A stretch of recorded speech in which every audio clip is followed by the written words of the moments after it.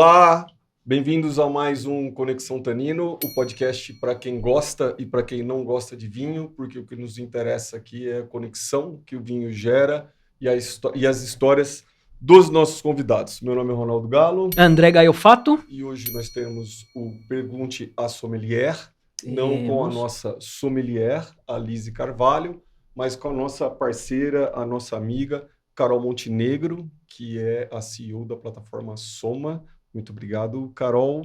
Obrigada a vocês. É um Obrigado. prazer estar aqui de novo. Valeu, obrigado. Muito bom.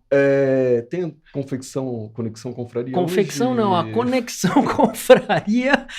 Só porque você falou isso, não. Hoje não vai ter Conexão Confraria. Teve várias mensagens, recebemos várias mensagens, mas hoje o assunto é muito específico e no próximo episódio a gente fala Então, hoje o das assunto confrarias. é dedicado ao nosso convidado. Dedicado ao nosso convidado. Mas tem sorteio de vinho?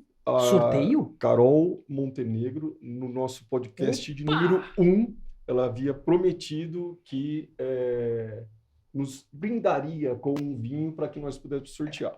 Então, hoje, daqui a pouquinho, vamos explicar como que vai funcionar o sorteio do vinho.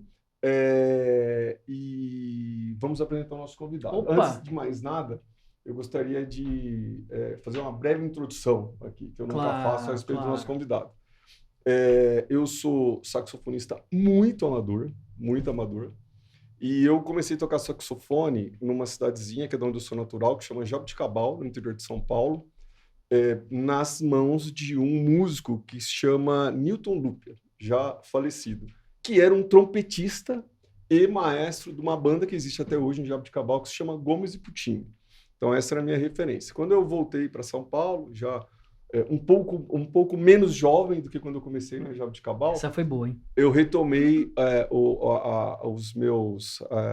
as minhas aulas de música com o nosso convidado. Opa! E acho que a coisa mais interessante do meu currículo é o Newton Lúpia e o nosso convidado. Por quê? Toda vez que eu entro numa loja de música, assim, eu sou basicamente ignorado. E aí, quando eu começo a conversar e eu preciso de uma certa atenção, eu falo assim, sabe quem é meu professor? E eu falo o nome do convidado. E aí, todas as portas se abrem. Mas ele me abandonou, viu, André Gaiofato? Viu, Carol? Ele não é mais meu professor. Quem carrega isso no currículo só sou eu, né? Enfim, mas é um músico que eu tenho profunda admiração. Quem é nosso convidado? Mas depois eu vou contar também, porque eu também sou músico, sou tecladista, pianista, mas ao longo do nosso bate-papo eu falo um pouco sobre isso. E por que eu estou vestindo essa camisa aqui também? Nosso convidado, como você já sabe, como eu sempre falo, quem não cola não sai da escola. Então tá aqui o texto aqui, para não esquecer de nada do nosso convidado. Então vocês já entenderam que o nosso convidado é músico. Né? Então o Ronaldo já deu um briefing aqui, ele é músico, compositor, arranjador, tem o saxofone como seu principal instrumento, entrega um trio sensacional, metá-metá. Foi criado em 2008, 2008 se eu não me engano, depois ele me corrige. Formado pelo trio da Jussara Marçal na voz, o Kiko Dinucci na guitarra e o nosso convidado. Vocês vão escutar bastante, várias histórias dele. Lidera também a banda e um bloco, a espetacular Charanga do França. Agora já estão sabendo mais ou menos de quem que eu tô falando, né? Ele já ganhou vários prêmios, recebeu o prêmio da PCA como melhor disco em 2015, o projeto especial Charanga 2022, acumula mais de 30 discos, EPs lançados, mais de 200 gravações. Ele tem uma história que ele vai contar pra gente aqui, que ele fez um projeto com a Red Bull, chama Red Bull Studio, que ele fez 3 discos, produziu 3 discos em 3 semanas, coisa maluca. Quem é músico sabe do que eu tô falando, produzir 3 discos em 3 semanas é coisa de maluco. Já acompanhou vários artistas e vários gêneros, como Elza Soares, Criolo, Tony Allen, Rodrigo Campos, Rômulo Frois, Céu, Tulipa e Marcelo D2, assim, uma lista gigantesca. Estamos aqui com o Thiago França. Muito bem-vindo. Salve, muito obrigado. Salve. Tá certo o que eu falei aqui, ou mais ou menos? Tá certo. Com a leve correção de que foram 4 discos em 4 semanas no... 4 discos? No site da Red Bull fala que foram 3 em 3 semanas. Mas tudo bem, eu peço para o pessoal ajeitar depois. E eu acho que o APCA, Associação Paulista de Críticos de Artes, foi o ano passado, né? O prêmio saiu esse ano, Sim. referente a 2022, projeto especial da Espetacular Charanga do Franks, é isso, né? Em 2022 foi como projeto especial, que projetos especiais, né? No caso, a Charanga é uma banda, bloco, tem oficina. O Ronaldo falou que não sou mais professor dele, mas faz oficina. Verdade, comigo. tem razão. Você tá fazendo oficina? Tem razão. Tá lá. Eu dou aula sim. Ele conserta, né? Ele conserta. Entendi. Ele não tá fazendo aula, ele conserta os instrumentos, né? Sim. Esse de 2022.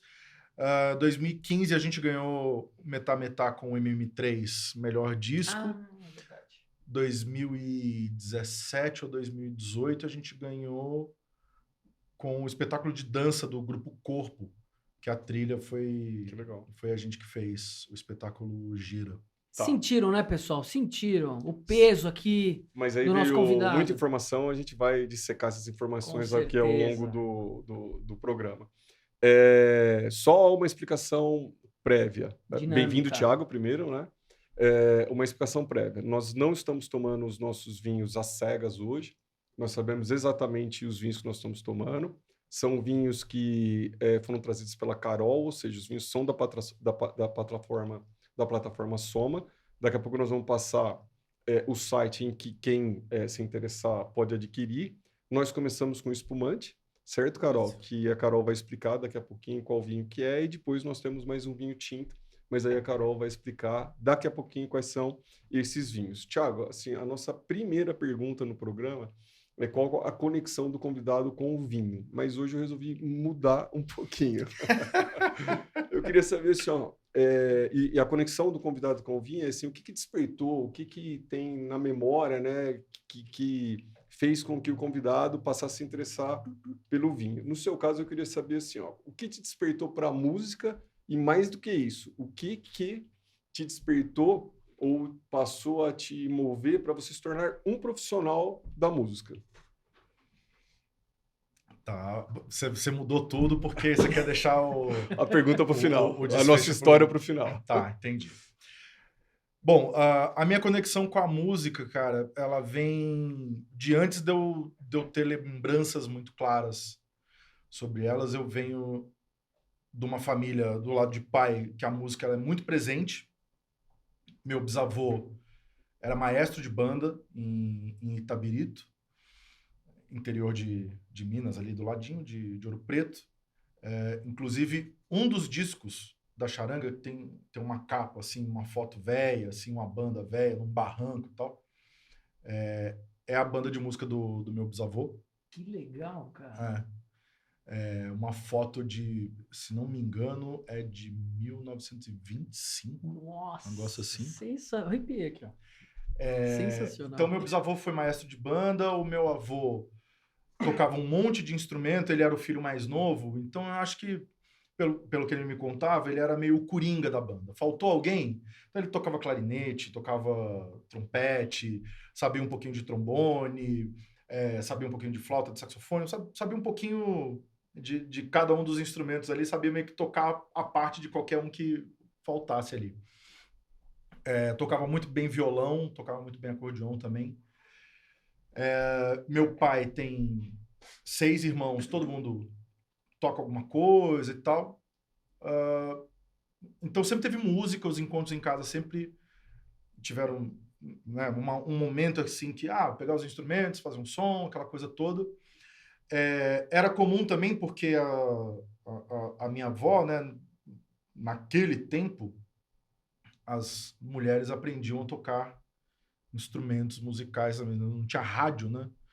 Então, pensar que, né, nessa época aí, quase 100 anos atrás, as mulheres aprendiam a tocar algum instrumento, para aquela coisa, você recebia visita em casa e aí, interessante. Ondina, senta lá no piano, lá toca um negócio lá para as visitas. Então, todo mundo sabia, mas ninguém se profissionalizou. Tem uma das tias que se formou pianista clássica, ela tem um trabalho mais que é voltado para musicalização infantil e tal, mas a coisa de ser músico mesmo, por incrível que pareça, foi foi um tabu, assim. Legal, que legal, o Thiago gosta de música, o Thiago quer tocar um saxofone. Desde sempre, desde criança, assim. Inclusive, tem lembrança de eu já querer tocar saxofone antes de eu ter lembrança de um saxofone, ou de ter visto alguém, de ter escutado uma música, um solo, alguma coisa assim. Mas já tinha essa lembrança, assim, desde os 8 anos de idade.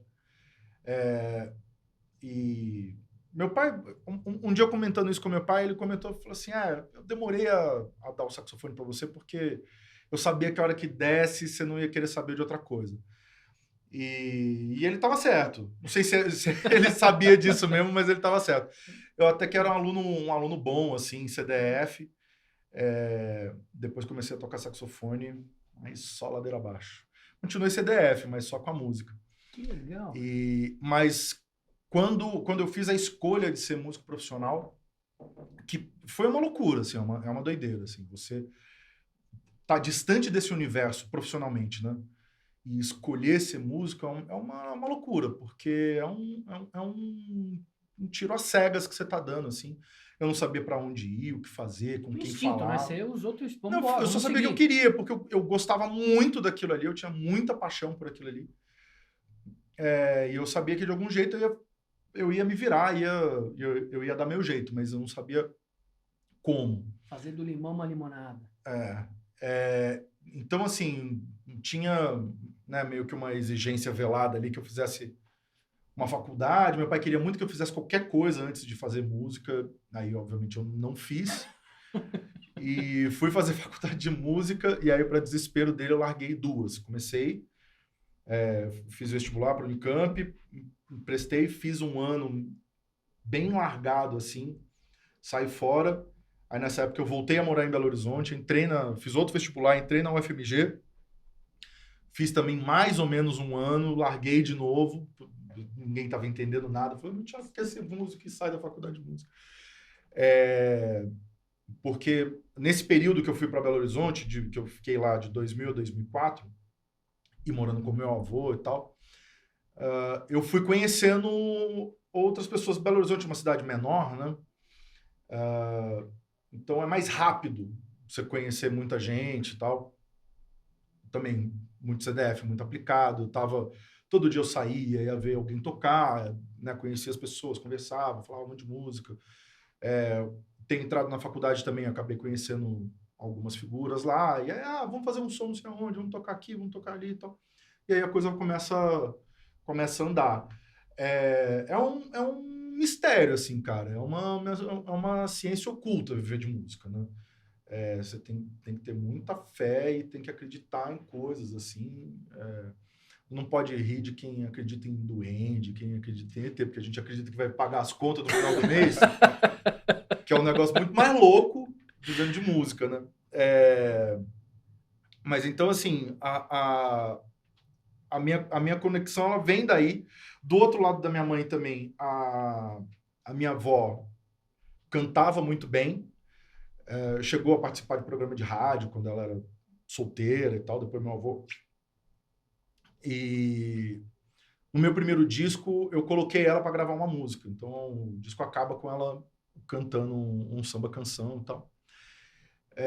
E aí, com ela, eu tinha uma outra experiência musical, né? O lance na casa do meu pai era coisa de tocar, né? O pessoal tocava, meu avô tocava choro muito bem, meu pai sempre gostou de samba. Do lado da minha avó, ela sempre gostou de samba também, de samba-canção e tal, mas ela ouvia muita big band. Então, talvez, assim, a única evidência é que vem daí, assim, uma sonoridade, assim, onde eu ouvi um saxofone a primeira vez. Que legal. Provavelmente foi com ela, na casa dela, ela cozinhando e escutando. E ouvindo. Ela tinha umas bolachonas lá que... A vitrola, que eu né? A famosa herdei. vitrola. As big band, as mais clássicas, Sim. assim, né? Glenn Miller, Tom Dorsey, Count Basie, os discos do Frank Sinatra. Então, vem daí. E a minha fissura de tocar era tão grande que na época da escola eu me enfiava em qualquer coisa, assim. Então, que não é muito diferente do que eu faço hoje, Em algum momento eu tava tocando com uma banda de punk rock. Tinha um casalzinho lá, um menino que tocava violão e uma menina que cantava umas bossa nova, eu tocava com eles. Tinha 2 moleques lá que tinha uma dupla sertaneja e tocava na missa no domingo. Mas músico, você... E como é que da missa a gente chegou, ou a gente chega, na espetacular Charanga do França? Pô, mas é uma missa, pô. É uma procissão. É uma religião. Sírio. Explica um pouquinho, né, da espetacular Charanga do França, tanto da banda quanto do bloco. E aí eu já vou engatilhar outra pergunta. Eu queria saber se você algum dia imaginou que o bloco, a espetacular Charanga do França, iria tomar as proporções que tomou. Esse ano, né, eu tive a oportunidade de tocar no Carnaval, no bloco, e eu vi a reportagem do dia seguinte, por exemplo, a Folha do Estado de São Paulo dizia a espetacular Charanga do França virou um megabloco, né? Tamanha quantidade acompanhando lá na Santa Cecília, que é um bairro de São Paulo. Fala um pouquinho como surgiu a ideia e como nós chegamos até hoje. Então, respondendo de trás para frente, enfim, a imprensa é uma loucura também, né? Eu acho ruim, achei muito ruim essa matéria, inclusive, porque megabloco é uma designação real, né? Você não fala megabloco só porque, sabe, não é um modo de dizer. Na cartilha da prefeitura existe o que é um megabloco, um bloco grande, um bloco médio, um bloco pequeno. Numericamente, eu estou muito longe de ser um megabloco. O que distingue é a quantidade de pessoas. Tá. Megabloco, em São Paulo, começa a partir de 200 mil pessoas.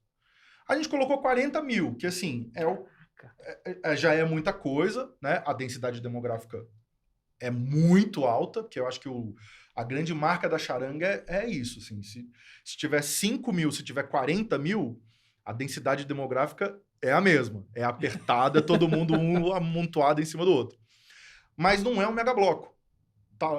A gente está 2 categorias abaixo ainda. Entendi. Então, assim, eu fico um pouco reticente quando sai esse tipo de coisa, assim, né? Quando você usa um termo que ele é inadequado, porque, enfim, pode gerar algum tipo de animosidade ali. Falou, o cara do bairro, entendeu?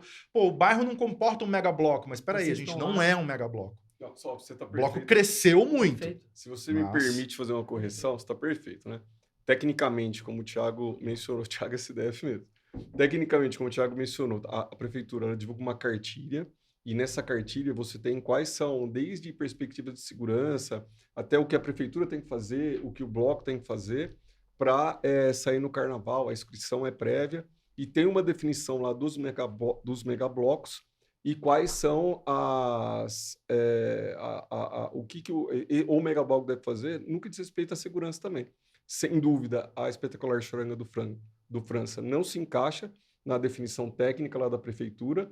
E aí, Thiago, eu acho que o que o repórter quis dizer, de forma atécnica, foi do crescimento. Isso, eu acho que só para esclarecer, mas é isso mesmo. Obrigado. Eu entendi isso, mas assim, né? Quando esbarra nesse tipo de coisa, certeza. Com certeza. Acho que é complexo.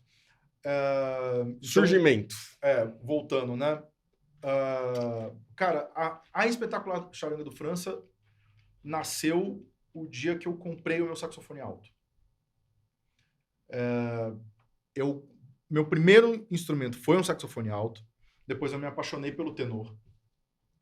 Em algum momento, por volta de 99, 2000, eu escutei pela primeira vez um disco do Wayne Shorter com o Milton Nascimento. Que metade do disco tá o Milton como participação especial, então metade do disco é com o Herbie Hancock, a outra metade é com Wagner Tiso. Sensacional. Que é um descasso, e pela primeira vez eu ouvi alguém tocando um sax soprano, falando assim, caramba, esse som aqui é um som que eu gosto. Não preciso citar nomes, né, de pessoas que a gente conhece aí e que a gente não gosta que toca sax soprano, né? É com Deixa- você. deixa- A responsabilidade eu é tenho uma do lista Thiago França. eu tenho uma lista de Deixa pra lá. saxofonistas aqui, ó. É, Mas que de alguma aí- forma ajudou. E aí eu troquei esse meu sax alto num sax soprano. O soprano, ele tá ali, vira e mexe, ele dá as caras. Em 2013, eu tava na oficina do Bove, que é uma figura folclórica, mitológica aqui de São Paulo, que já faleceu, que era o cara que consertava o saxofone de todo mundo aqui. E tava experimentando, fui levar o meu saxofone para consertar, lembro disso perfeitamente. Era uma sexta-feira, tinha show de lançamento do Bahia Fantástica do Rodrigo Campos, no Sesc Vila Mariana.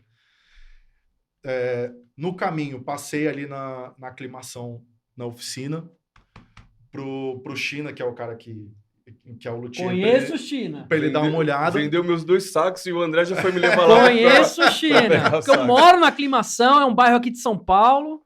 Já fui lá no China. E não sou saxofonista, mas conheço China. O China herdou ali o folclore todo. E enquanto ele tava dando um talento ali no sax, ele perguntou pra mim, falou assim, olha, tem um moleque aí com a mãe, eles estão escolhendo o saxofone, você pode dar uma tocada para eles verem ali como é que é e tal? Porque isso é um negócio comum, né? Ah, tá lá a música, lá, tá, beleza, vou ajudar. E aí tinham lá uns 3, 4 saxofones, e eu, todos altos, né? E eu fui pegando e fui tocando, né? Peguei o primeiro lá, toquei, e falei, olha, esse daqui, de todos é o mais caro, mas a mecânica é legal, a afinação, isso, não sei o que e tal. Aí eu olhei os outros 2 ali e falei assim, olha, esses outros 2 aqui, eles são mais baratos, mas eles são velhos, o som é muito bom, mas é mais difícil tirar som, ele é pesadinho, né? Tem que fazer força ali com a mecânica, aquela coisa toda. E aí eu peguei o instrumento e falei assim, deixa eu mostrar pra você. Eu peguei, comecei a tocar, aí foi me dando um frio na espinha, assim, eu falei assim, mano... Bateu aquele amor à primeira vista, assim, né? Caraca. Um saxofone que hoje tá com 105 anos. 105 anos? 105 anos. Caraca. Que é o vovozinho que eu levo ele pra rua pra fazer a charanga até mesmo? hoje. E o que acontece? Nessa época, você imagina, Nossa, há 105 anos atrás, primeiro que a gente tinha acesso à liga metálica, né, materiais mais nobres, né, era mais fácil encontrar, era mais barato. 1918. Exatamente. Então, era possível você colocar, né, uma liga metálica mais rica, né, com mais prata, com mais ouro e tal. Quanto mais nobre o metal, mais ele vibra. Então, eles têm um som, né, sonoridade mesmo é melhor, e também o volume. E porque, imagina, há 100 anos atrás, em nenhuma situação você ia tocar, tem microfone, não tem amplificador, não tinha nada. Então, os instrumentos precisavam ter muito volume. Um ganho... Precisava ter muita emissão. E aí eu comecei a tocar o saxofone e falei, cara, esse é o som de saxofone alto que eu gosto. É o som do Paulo Moura, é o som do Abel Ferreira, as coisas velhas de choro que eu toquei a vida inteira que e tal. legal. E aí fiquei ali, assim, suando frio. Falei, olha, esse instrumento ele é muito específico, ele é muito duro, ele é difícil de afinar, mas ele tem um som maravilhoso, ele tem o melhor som de todos aqui e tal. Aí, no final das contas, a hora que os caras viraram e falaram assim, a gente vai ver, deram as costas, eu virei China, esse aqui é meu. Imaginei. Embrulha! Caraca! E, cara, é engraçado, porque eu lembro exatamente dessa situação e desse dia, porque eu fui correndo pra passagem de som, falar, galera, comprei um sax alto. Eu falei assim, vamos passar alguma coisa aí, vamos descobrir, eu vou ter que transpor aqui alguma coisa aqui, eu vou ter que tocar alguma coisa com esse instrumento hoje, porque e fiquei com essa coisa mesmo, legal, essa ligação cara. com o instrumento. E aí, automaticamente, eu já comecei a pensar assim, cara, das coisas que eu fazia na época, trabalhando muito com metá, que era uma sonoridade mais forte, assim, né? Uma coisa mais de força mesmo.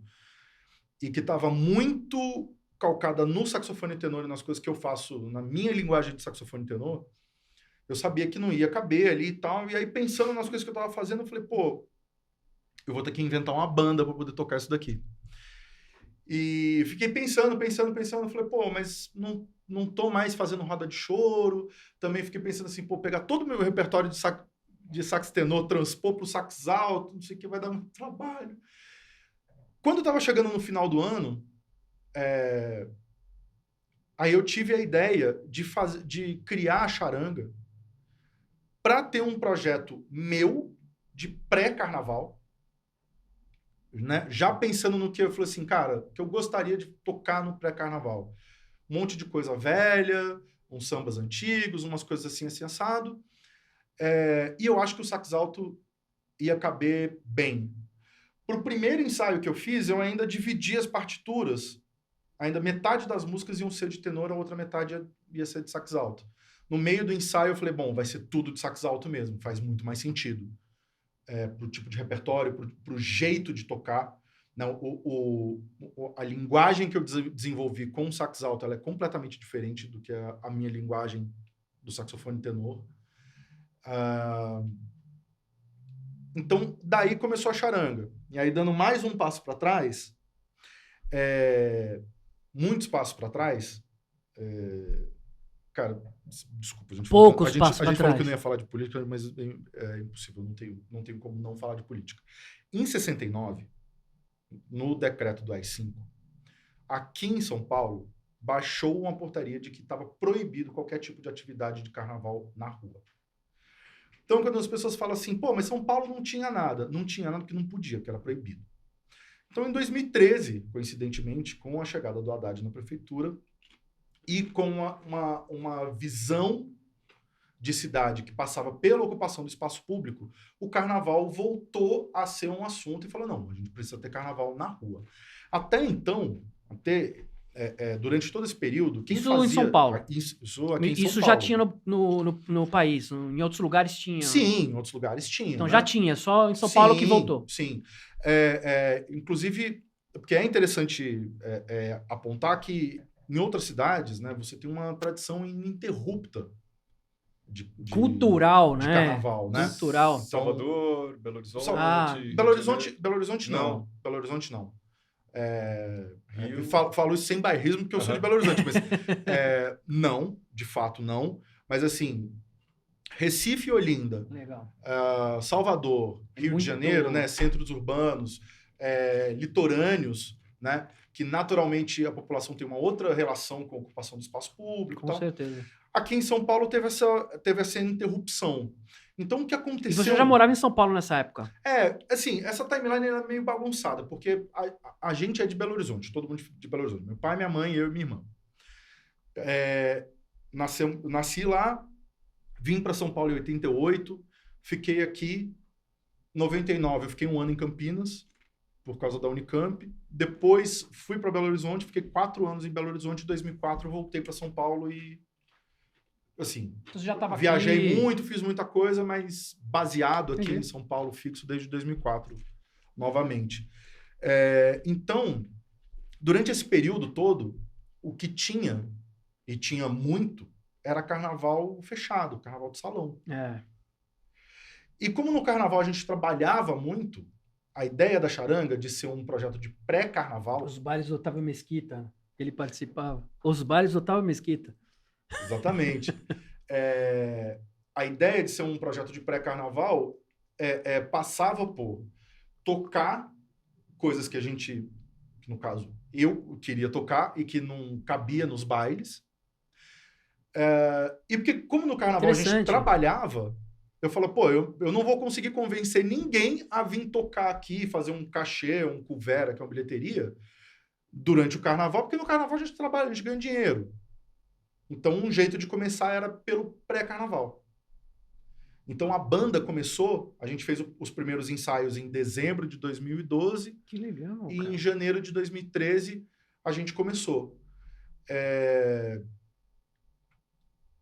E aí, respondendo mais um pedaço da sua pergunta, eu nunca imaginei e nunca imagino que nada vai dar certo. Todo mundo fica sabendo das coisas que dão certo. Só eu sei do tanto de coisa que deu errado que eu fiz. Lembro também... Eu tenho memória boa. Lembro que fazendo o fechamento, a gente fez uma estreia e eu peguei 4 quartas-feiras no Centro Cultural Rio Verde, entre janeiro e fevereiro de 2013, sendo que a última quarta-feira foi a quarta-feira antes do Carnaval. Quando a gente foi fechar, fazer a conta da bilheteria, deu 180 pagantes, juntando os 4 dias. Os 4 dias? Juntando os 4 dias. Sendo que, no último dia, uma amiga, a Alice Coutinho, que tinha uma festa chamada... Meu Deus. Só falar que Essa memória é boa. Só porque... Depois você lembra. Eu já vou lembrar.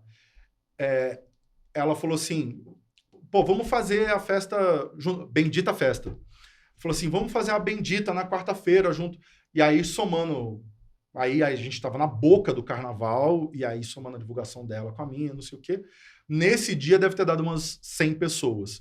Então... Caramba! Cara, a primeira quarta-feira tinha mais gente... Isso era 2012 ou já? 13 já. 13. A primeira quarta-feira tinha mais gente em cima do palco do que embaixo. Não. Mas Caramba. aí já era charanga. Já era charanga. Tava surgindo, era o... Inicialmente, legal. não tinha tuba, tinha cavaco. O Pimpa, que hoje ele sempre foi percussionista, né? Mas na época ele tocava bateria. Hoje a gente desmembrou isso, né? E a gente tem um trio de percussão. Mas era bateria e surdo. Que é o Pimpa, e o samba. E então, a Esté hoje. A Esté entrou bem depois, né? Perdão, a formação atual que você falou da desmembramento da bateria.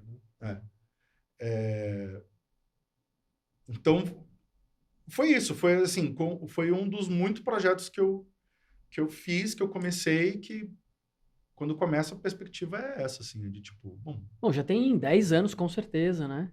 Que legal. Agora sim, né? Agora, não sei o que. Não, depois de 10 anos, né? Que sucesso, né? Assim, ninguém sabe o perrengue que foi, né? Começar a fazer... É isso, cara. A vida de músico tem disso. A gente vai apostando... Vou falar apostando entre aspas aqui, porque quando a gente fala apostando, fica parecendo uma coisa assim, que tem a ver com grana, né? Sorte na vida, coisa, né? Mas a aposta é no sentido de acreditar mesmo, assim, né? Quanto mais você acredita, mais você tem persistência, mais sorte você tem. Exato. Também, assim, tem ali um entendimento de como, né, nessa época, já tinha um entendimento de como funcionava a vida de músico. Então, é isso. Eu falei assim, eu não sou louco de marcar isso durante o carnaval, porque eu também tenho... onde eu vou ganhar meu dinheiro, onde todo mundo vai ganhar dinheiro. Quando que eu consigo convencer esses caras a vir tocar aqui pra gente pegar o dinheiro da bilheteria e dividir aí, ver o que acontece? Né? Numa quarta-feira que tiver todo mundo desocupado. Então, também tem isso, né? Com outras coisas rolando, inclusive que na época quem pagava minhas contas, que era o Criolo. Nessa época você tocava com o Criolo? Eu tava na banda e o Criolo foi um dia. Ele tinha lá, e aquelas coisas assim, ele mandava mensagem, que fiz uma marchinha. Eu pegava lá, ele cantava melodia lá, escrevi qualquer coisa, a gente cantou lá, tocou com ele lá, marchinha que ele fez. Faz partitura aí na hora, não sei o quê. Então, tem essa coisa, né? Falei assim, eu tô fazendo isso daqui que já tá me garantindo.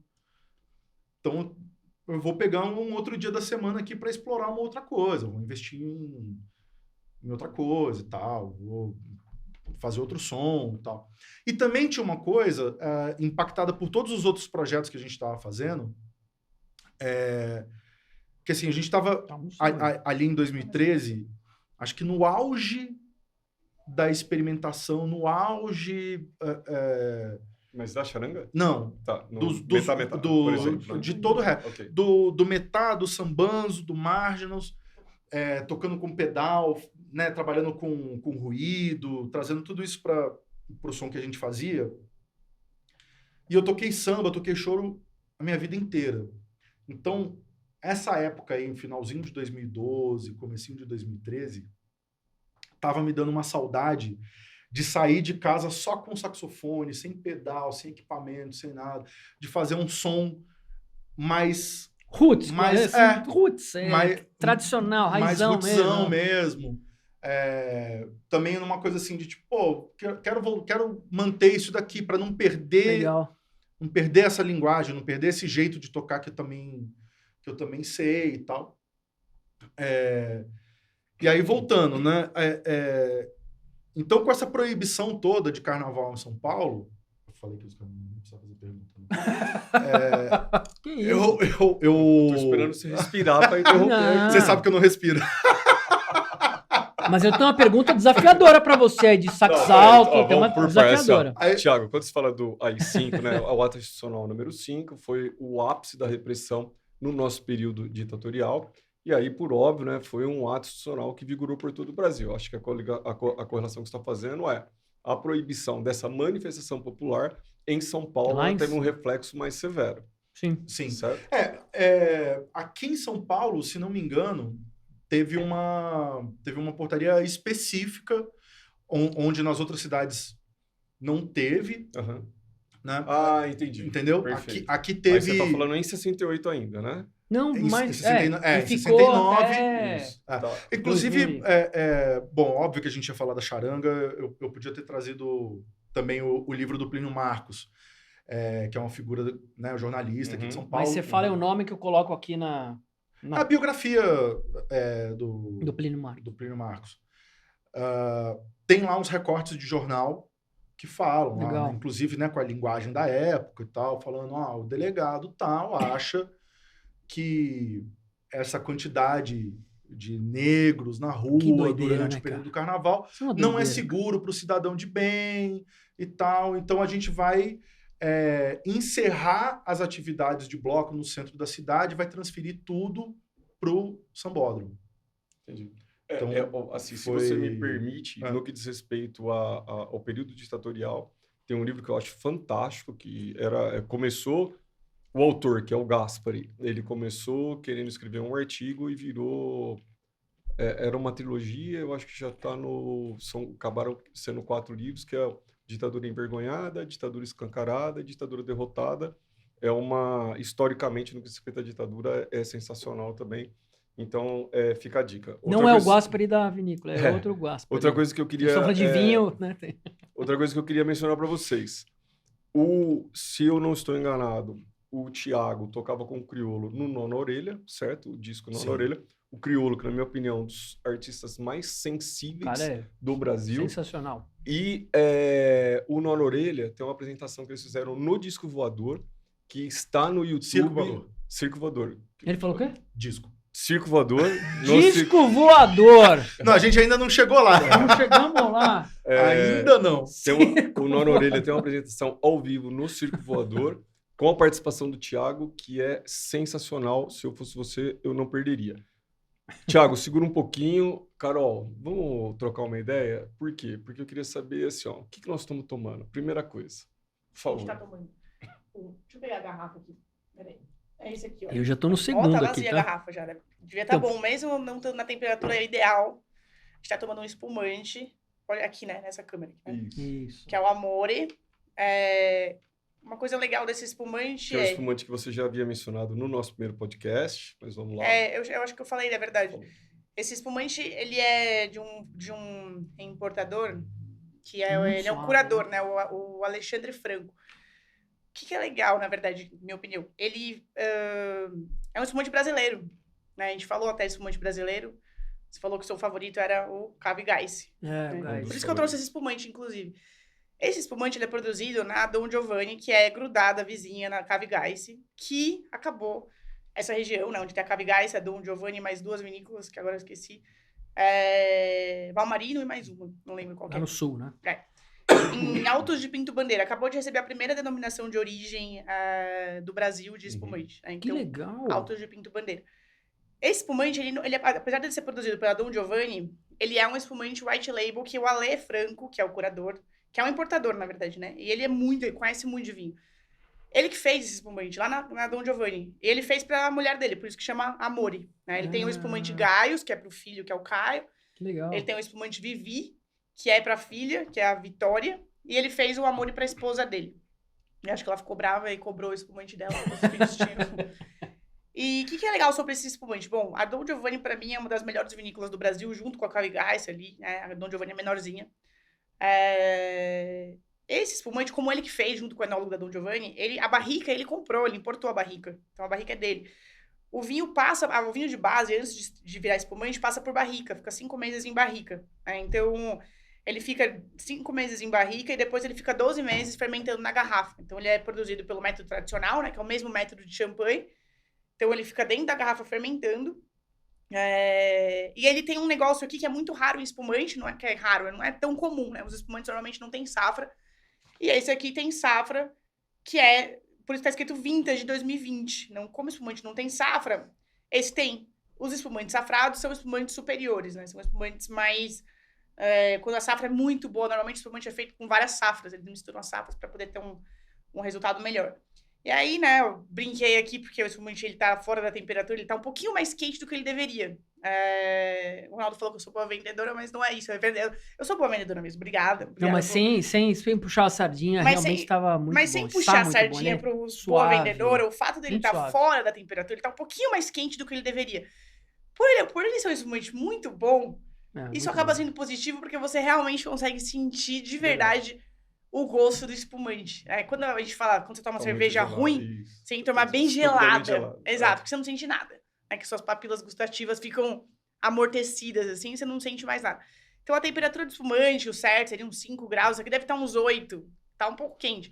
Mas dá pra você sentir super bem o gosto do espumante. Né? E daí, não sei se vocês perceberam, o espumante tem uma cor um pouco mais forte, pelo método tradicional. Então, o espumante que fica ali quase 2 anos para ser produzida, né? Um ano na garrafa, 5 meses o vinho de base, mas sei lá quanto tempo para...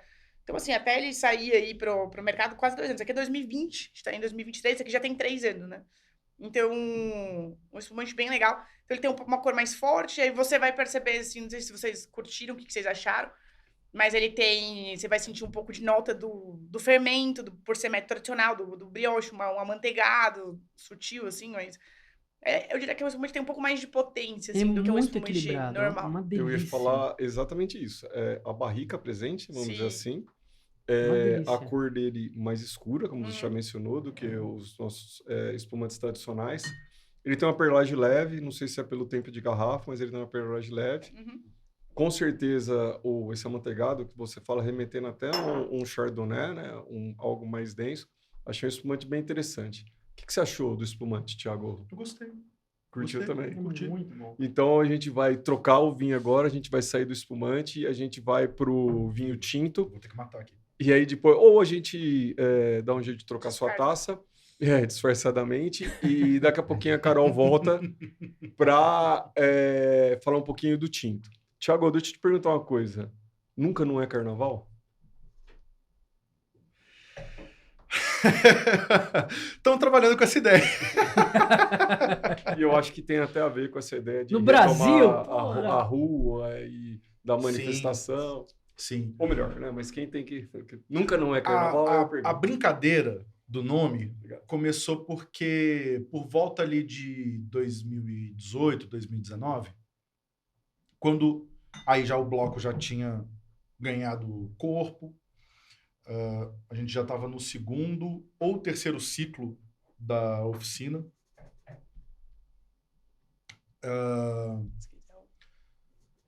A banda começou a ficar um pouquinho escanteada.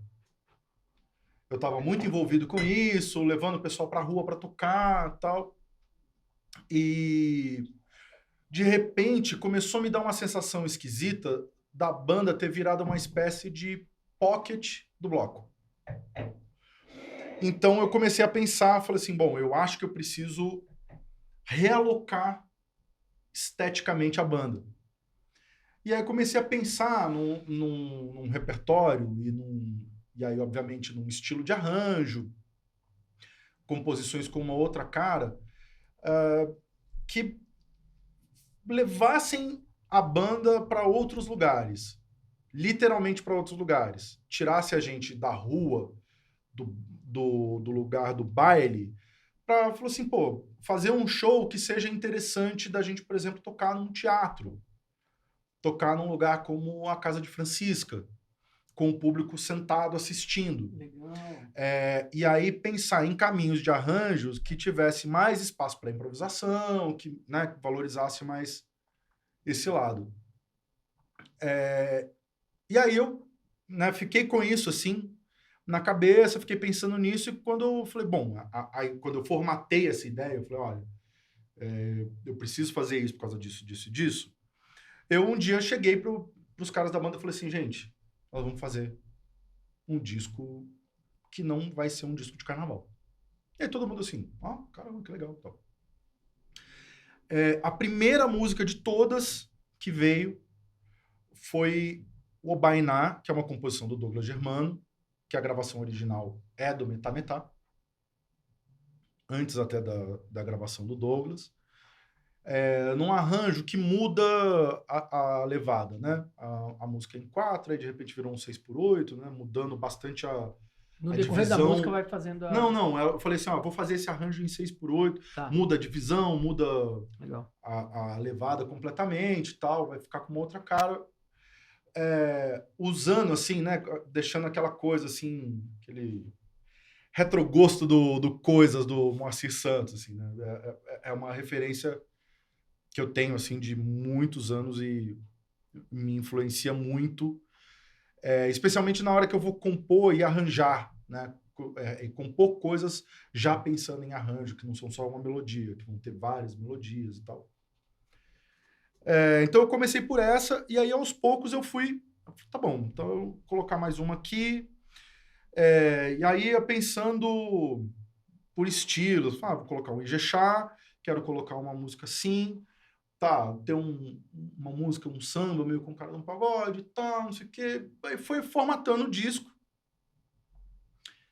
E eu falei, bom, e aí no final, põe um frevo. Marcamos um ensaio, falei, galera, vamos começar a ensaiar, repertório novo. Faz uns 2, 3 ensaios, marca o estúdio e pau no gato. Começamos a ensaiar, a hora que a gente tava na metade do ensaio, assim, eu comecei a sacar um clima. Tava um clima no ensaio. E eu comecei a sacar, assim, até que o Felipe, que é saxofonista, mas na charanga tocava tuba, ele virou pra mim e falou assim, esse é o disco que era pra não ser de carnaval. Eu falei, deu errado, né? Ele falou, deu errado.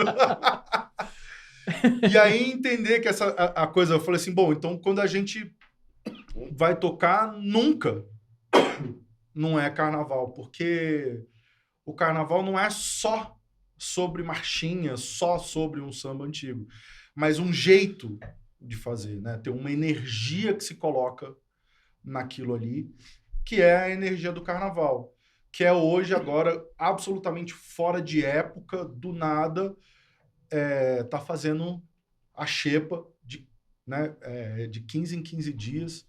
Mês que vem tem 4 xepas. Depois você explica exatamente o que é a xepa pra galera. Que a xepa é um spin-off da charanga. Era assim, quando acabava o bloco, e o bloco tinha todo um conceito, uma coisa trabalhada, estudada, do repertório, tudo arquitetado, bonitinho e tal. Aí, quando acabava e a gente ia pro boteco ali pro Jones, falou assim, agora liberou geral, agora vale tocar qualquer coisa. E aí eu ficava lá, tocando, até de noite, assim, de tudo que viesse na cabeça. De George Michael a... Carriage Whisper até... de tudo. O que pintasse. Tudo. Nem vou falar aquele saxofonista, não mas... falar. E aí, de tanto fazer isso, né, essa prática de quando acabava o bloco, eu decidi um dia, falei assim, pô, se eu fizer isso aqui num boteco, num lugar fechado, que a gente cobra uma entrada, ganha um dinheiro também, porque só tocar na rua... Não né? dá, né? E aí, eu comecei a fazer isso a partir do carnaval do ano passado, que ainda era aquele carnaval meio... né, as voltas ali da pandemia, pode, não pode, tá tudo bem, não tá, tal. E de lá para cá a gente vem com essa regularidade, de 15 em 15 fazendo. E aí a Xepa sou eu, o Samba e o Pimpa, né? Os dois percussionistas da... O Xepa Sounds, né? Xepa Sounds. Beleza. Cada 15... A cada 15 dias a gente faz... Depois faz o convite pra galera pra ir, onde é, como é que faz. Sim. Eu achava que era semanalmente. Não é semanal. A gente faz na Funilaria, a gente faz de 15 em 15, que é um boteco ali no Bexiga, e a gente tá sempre por outros lugares, né? Ó, você que é de São Paulo, Amanhã fica a gente esperto. vai estrear num boteco ali na Vila Madalena, ali no Picles. Enfim, a gente tá sempre por aí. E aí fazer sentido, né? Cara, em julho de Cara, o Picles 2000... é sensacional. Vamos estar lá amanhã. Sensacional. Amanhã, que é há 2 semanas atrás. Você que está vendo. Minha sobrinha vai lá agora. Direto, Camilinha. Putz. Então, vamos fazer lá. E aí esse nome da Xepa, né? Que era isso, era o fim da feira mesmo, né? A hora que acabou o bloco, quem sobrava ali ficava tocando. E aí eu vou fazendo isso. E aí, cara, é uma outra coisa assim também. E que, assim, eu não sei se eu vou fazendo isso para me justificar ou se realmente, né? Não sei, né, o ovo e a galinha aí. Mas que também tem, eu acho, um conceito, né? Que é segurar um baile. A gente faz 3h30 direto de baile, sem parar. 3h30 3 sem horas parar. e meia. Às vezes a gente passa um pouquinho. Mas são 3h30. O combinado são 3h30. Depois você tem que falar do condicionamento físico aí, cara. Soprando ali, ó. Sim. Oh, não é possível. E só tocando melodia. Não tem nada improvisado. É só a melodia. Que também é um desafio, né? De estar ali, né, com a percepção muito ligada, tocando. Né, não vai. Porque improvisar, se você errar uma nota... A galera não se liga. A melodia, se você avacalhar muito, fica esquisito. E porque também eu tenho essa ligação muito forte com a canção.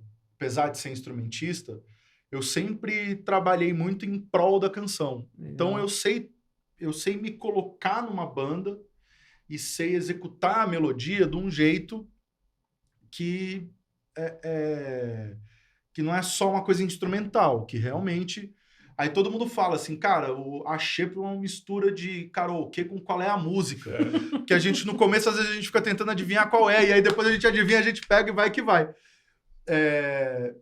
Então, tem um negócio aí. Pra mim é uma diversão, eu me divirto muito. Ainda assim, né, eu tô para fazer 43 anos agora em setembro.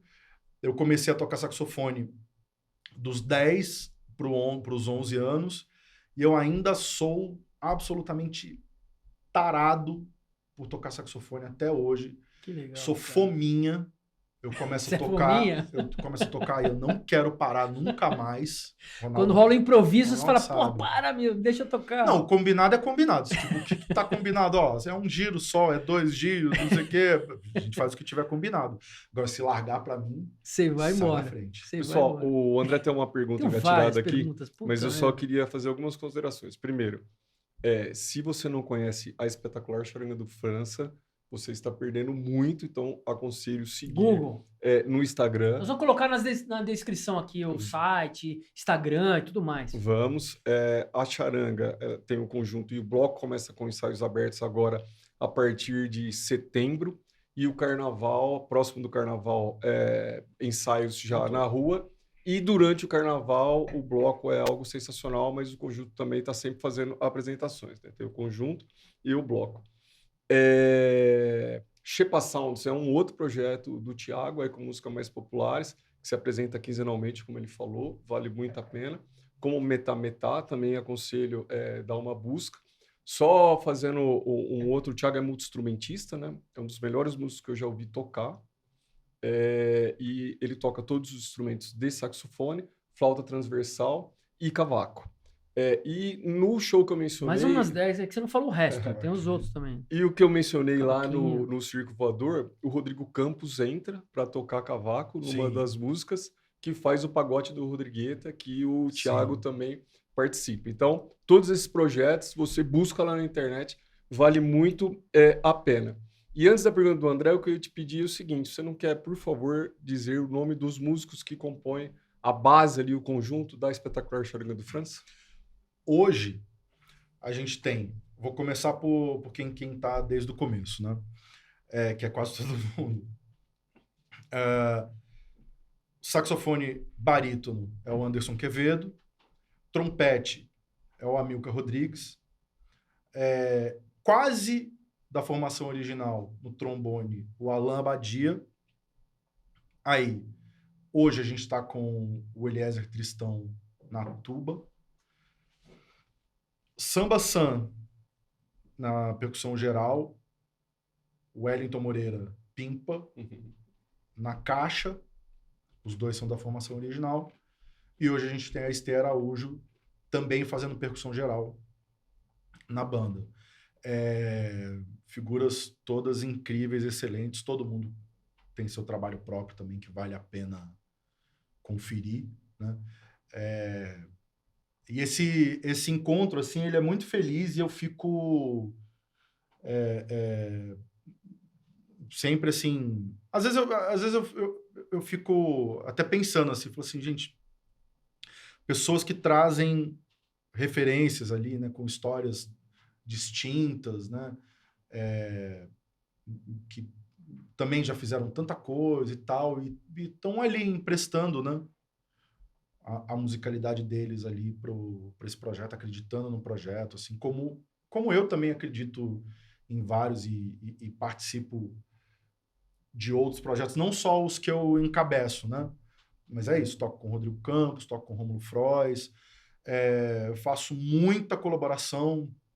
Uma pessoa me chama, outro dia foi um pessoal do Mundial Carimbó, uma banda de carimbó, os caras, vem fazer uma participação com a gente. Vambora. Eu ainda sou esse moleque ali de 15, 16 anos que tocava em banda de punk rock na Missa da Sete. Ainda sou. Sensacional. Deixa eu segurar o homem aqui pro André conseguir fazer uma pergunta. Nossa. Não, a pergunta que eu ia fazer assim, como você falou de música, não importa o estilo Nunca musical, não é carnaval. né? Não importa o estilo musical, já tocou até em banda de punk rock, e é o lance de músico, né? Você é músico, eu sou músico. Comecei lá com uns 10, 11 anos, estudando piano, tecladista. Chegou um momento da vida que eu tive que, ou estudo, ou vir um músico profissional, não tive a persistência, a coragem que você teve. Me arrependo, mas acabei fazendo a minha carreirinha paralela, musical e tudo mais. Mas a gente tem que valorizar demais o músico, principalmente o músico brasileiro. O músico brasileiro é uma coisa assim... a gente tem uma musicalidade entranhada nesse Brasil afora, assim, que é uma coisa assim... Quando os gringos vêm pra cá, eles ficam encantados. E é de todos os estilos, não importa. É MPB, é frevo, é rock, assim, não importa. Eu vim com uma camisa hoje aqui de uma banda que é brasileira, King Bird, de um grande amigo que toca uma música rock and roll, né? Mas enfim, que eles não tiveram a oportunidade, se eles tivessem nascido nos Estados Unidos ou na Europa, que não tinham algumas dificuldades que tem no Brasil, com certeza eles estariam arrebentando aí. Depois eu vou botar o endereço para vocês escutarem a música deles. E eu queria entender o seguinte de você. Nesse processo que você falou, principalmente de criação, que eu diria que é o processo mais importante do músico brasileiro, é para mostrar a nossa cara. Quando você tá lá criando, fazendo arranjo, você pensa no teu público final? Tipo, preciso fazer isso porque em algum momento eu também tenho que pagar minhas contas? Ou simplesmente, cara, não importa, vai sair do meu coração? Como é que você faz esse mix de criação? A mistura do comercial pro coração, pro emocional, vamos dizer assim. Porque, Coração. Cara, então, eu acho que dentro do meu campo de atuação, isso daí não existe. Porque eu não sou famoso, eu não sou... Agora vai ficar famoso. Depois do Conexão Tanino vai ficar famoso. Brincadeira. O meu campo de atuação, ele é outro. Ele está numa outra esfera, numa outra dimensão. Então, eu faço a música que eu sei fazer. Que tá... E que é o que eu acho que todo mundo faz. Eu não acho que exista... Eu acho que, assim, a pessoa que tá pensando assim, falou assim, eu vou fazer uma coisa para estourar, uma coisa para ser popular, uma coisa para fazer sucesso, eu acho que essa pessoa ela tá sempre um passo atrás de quem fez sucesso. Boa. Porque você precisa de uma referência de uma coisa que já deu certo. Então você tá sempre um passo atrás. Então não vai dar certo. Então, assim, cara, é uma linha muito tênue e meio ambígua, porque ninguém faz música pensando eu vou fazer isso daqui para dar errado, eu vou fazer isso daqui para ninguém gostar.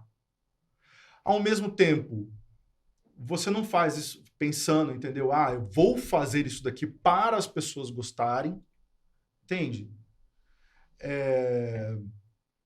Cara, eu brigava muito. Eu brigava muito com todo mundo, com os colegas de trabalho, né? Eu brigava muito.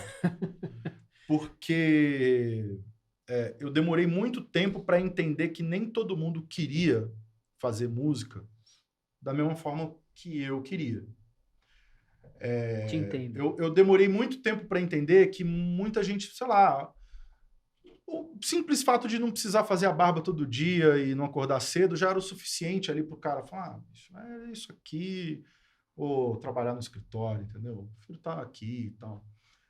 Que as pessoas têm aspirações diferentes e tal. Eu tô contando isso porque uma das primeiras brigas que eu tive aqui em São Paulo, no meu retorno aqui para São Paulo, eu tocava domingo, fazia uma roda de samba, caidaça, no Bar do Sidão, que era um lugar que já foi um lugar, assim, referência do... Pinheiros, né? Era. Em Pinheiros. Hoje virou um Só prédio. com o Fernando Andreazzi ali, eu acho, não era? O Fernando Andreazzi tocava ali também. Não sei, não lembro. Enfim, tocava lá nessa época no domingo e tal, e era sempre meio caído e tal, era um dia que ia pouca gente, também era uma galera que tava ali meio começando e tal. E eu assim, e aí, gente, vamos tocar? Peraí, pô, não chegou ninguém. Não, vamos tocar, vamos tocar. A gente toca lá aqueles shows. Lembra aqueles negócios que a gente errou semana passada? A gente dá aproveita agora e tal. Não, pô, peraí, não chegou ninguém. Caramba. Aí ficava esperando chegar. Agora chegou um pessoal. Vamos lá. Aí tocava um pouquinho, não sei o quê. Vai fazer um intervalo? Vamos. Meia hora de intervalo, pô, vamos voltar? Pô, já esfriou de novo, não sei o quê. Espera aí, pô, tem pouca gente, não sei o quê. Aí eu lembro que depois de uma sequência, assim, de alguns meses, assim, né, já ali, naquela situação, sempre daquele jeito ali e tal. Um domingo, por algum motivo, provavelmente era feriado na segunda-feira, bombou de fila na porta. E aí, num dado momento, eu virei pros caras e falei assim, pô, vocês reclamam quando tá vazio, mas quando tá cheio também, tá todo mundo aí com essa mesma cara de desânimo aí, não sei o quê, tocar que é bom nada, né? Vambora. Então, assim, ter gente, não ter gente, se é pra agradar, se não é pra agradar, essa medida, ela é muito louca, entendeu?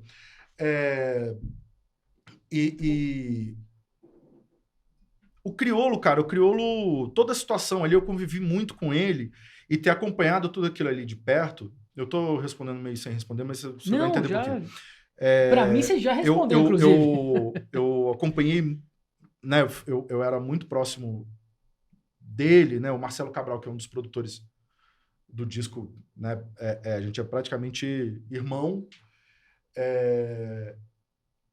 E ali acompanhando tudo, e acompanhando muito de perto também a parte dos bastidores e tal. Eu acompanhei, assim, a gente estava no Estúdio Rocha, tava o Ganja, o Cabral e o Criolo numa sala, começando a levantar as bases do Na Orelha. Tava eu, o Kiko e a Jussara na sala do lado gravando Metá, o primeiro disco do Metá. A gente ali, entra aqui, ouve aqui, não sei o quê, e aí dando play nas músicas e dando risada, meu Deus do céu, o povo do rap vai odiar, os caras vão querer me matar, não, olha isso daqui e tal, um negócio absolutamente sem pretensão nenhuma. E aí lembro do Criolo virando pra mim falando assim, eu tava, na verdade, meio pra desistir, assim, não queria mais. O rap, pra mim, acho que eu cheguei aonde eu tinha que chegar, preciso cuidar da minha vida, não sei o quê. E aí um amigo ofereceu de produzir o disco, né, de bancar o disco. E aí estamos aqui. Ele falou, pô, se puder gravar uma música aí e tal, eu falei, faço, com o maior prazer. Manda aí. Os caras me mandaram. Inclusive, eu gravei acho que 3 músicas do disco, uma delas eu escrevi arranjo e tal. Assim, aí a coisa vai indo. E aí, em algum momento, a gente começou a falar assim, pô, aí lançou um single, aí, pô, chegamos lá na Matilha, um espaço cultural que tem ali no centro, né, Matilha Cultural. Pô, a rua fechada de gente. Aí falou, pô, alguma coisa acontecendo. De repente, todo mundo se interessando pelo negócio. Numa época que, assim, você postar um negócio no Facebook e ver quantos compartilhamentos tinha aquilo ali era um balizador de alguma coisa, era um termômetro. Eu falei, gente, o pessoal tá postando não sei o que e tal, tem jornalista vindo, blá, blá, blá. E aí lembro também do Criolo em algum momento falar assim, pô, meu sonho era, sei lá, conseguir um dia fazer um lançamento desse disco num Sesc. Você toparia tocar? Eu falei, lógico, vamos tocar aí. Então, assim, eu acompanhei um negócio que começou sem pretensão alguma e que chegou aonde chegou. Todos os meus projetos começaram do mesmo jeito. É isso. O primeiro show da Charanga tinha menos gente no público do que no palco. Mas eu acreditei. A gente vai vendo, a gente vai sentindo que a coisa vai engatar. Eu toquei samba, toquei choro a minha vida inteira. Meu primeiro disco é um disco de gafieira, que em algum momento eu parei, prestei atenção e falei assim, cara, se eu continuar tocando em feijoada, a única coisa que vai ter na minha vida, com certeza, é mais feijoada, cara. É uma escola, é uma puta escola, claro. Mas assim, falou, cara, eu preciso reconhecer que isso daqui não vai sair disso daqui. Perfeito. Então, assim, vai não abandonando, mas dando umas mudadas de rumo, né? Você carrega a bagagem, mas... E aí tem um dia, que é um dia muito crucial dessa história toda, que foi no Lollapalooza de 2013. Que 2013. Foi um dos últimos shows que eu fiz com o Criolo. Era um sábado, e aí a gente ia tocar no Lollapalooza, e nesse mesmo dia o André Abujanra tinha me chamado para participar de um show dele, na Casa de Francisca, quando a Casa de Francisca era nos Jardins ainda, que eram 40 lugares. E aí eu falei com o Abu, pô, Abu, depende do festival todo.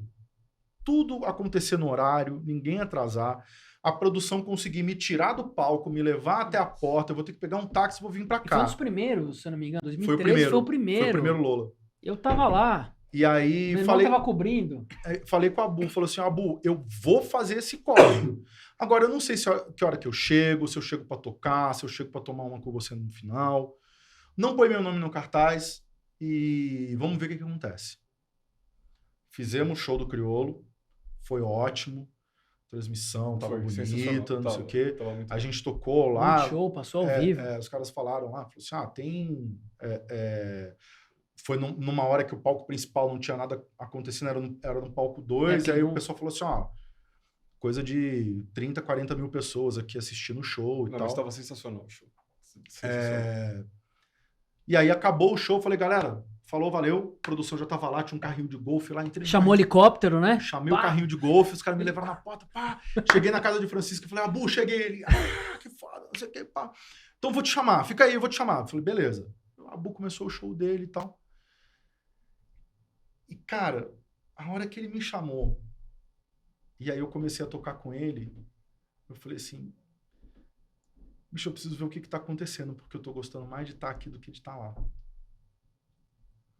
Aí eu falei assim, a questão agora é, como é que fecha essa conta tocando para 40 pessoas, porque eu vou abrir mão de tocar para 40 mil. Para 40 mil. Caraca. Então, cara, assim, a gente não tem muito como... Cara, o Criolo não fez as músicas para as músicas serem sucesso, para serem cantadas. Mas é óbvio se a gente for olhar por um outro lado, e aí é aonde eu acho que entra especialmente a coisa do carnaval, a música ela tem também uma função social. Ela ocupa um lugar no mundo, ela tem uma razão de ser. A música como um saber ancestral, como uma coisa, né? Que se a gente for pensar, é o que o ser humano fez durante 150 mil anos, mas que nos últimos 100, depois que chegou o rádio, depois que chegou o direito autoral e tudo mais, mudou tudo. E até hoje a gente não sabe o que fazer direito com isso. Então, eu não componho as músicas para charanga pensando assim, essa daqui vai ser hit. Mas eu vou pra rua e fico andando e eu componho andando, porque eu penso assim, tá, a gente vai tocar uma música andando e a galera vai estar andando com a gente e a melodia tem que fazer sentido de ser tocada assim e do povo cantar assim. Entende? Então é uma via de mão dupla. Não, muito legal o que você falou, cara. Que reúne um monte de coisa. Um amigo meu, esse disco novo do Xande, cantando, Xande Pilares cantando Caetano e tal, um amigo meu escreveu uma frase muito boa, que eu acho que vale para o crioulo também, vale para umas outras. Um amigo meu, Bernardo Oliveira, que é produtor lá do Rio de Janeiro, professor de filosofia, pagodeiro, intelectual e tudo mais. A força que as coisas têm quando elas têm que acontecer. Então, assim, o crioulo era uma confluência de fatores. Uma frase só que tem um carisma absurdo, não existe amor em SP, definiu o sentimento que todo mundo tinha naquele momento e tal. Então, assim, a força que a coisa tinha quando ela precisava acontecer. Aquilo ali precisava acontecer. Era o cara certo, com as pessoas certas, no momento certo. Ou você é herdeiro. Ou se você for herdeiro, aí você não precisa se preocupar com nada. Mas você falou um negócio muito interessante aí do impacto social, né? Você tem uma oficina e recentemente você fez aí um processo da galera se inscrever e participar da oficina e vocês viram que muitos homens acabaram se inscrevendo para tocar instrumentos de sopro e tudo mais e fizeram um processo para chamar as mulheres trans, não binários para um processo aí de instrumento de percussão. Sim. Conta um pouco sobre isso, o impacto disso, enfim, dessa parte social que vocês fazem, enfim. Cara, assim, eu acho que tá dentro do que eu consigo fazer, do que eu alcanço.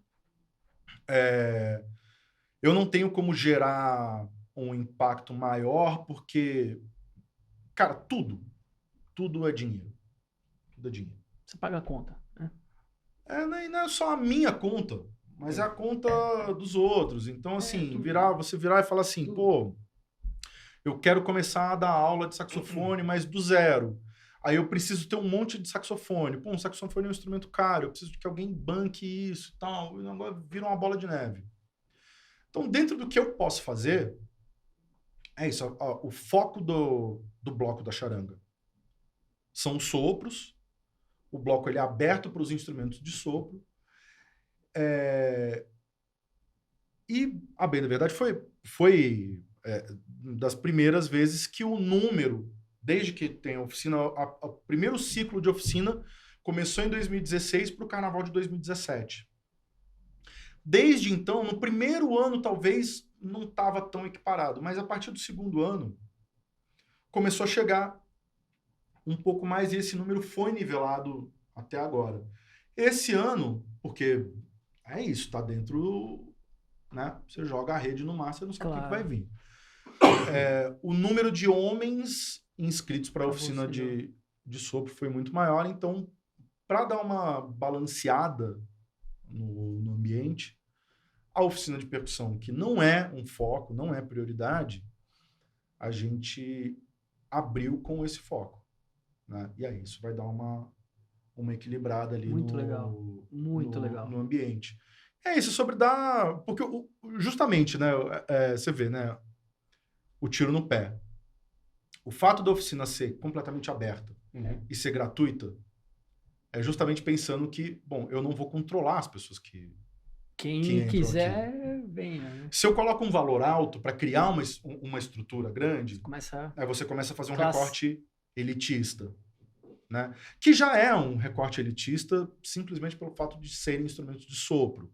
Mas o fato de não ser cobrado, começam pessoas que falam assim, bom, eu não vou pagar para fazer a aula, então eu consigo pagar um Uber. Uma pessoa vem de um pouquinho mais longe e tal, a gente descentraliza um pouquinho e tal. Então, fica nesse balanço, nesse equilíbrio do ficar rico, ficar pobre. Muito legal, cara. E ainda é muito complexo. Né? Eu que tenho uma vivência no samba, que toquei samba a minha vida inteira,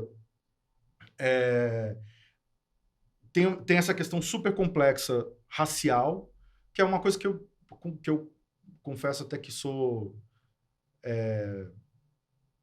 assim, tinha muito mais costume de olhar para isso, né, desde sempre, do que para essa questão do gênero, que é uma coisa que...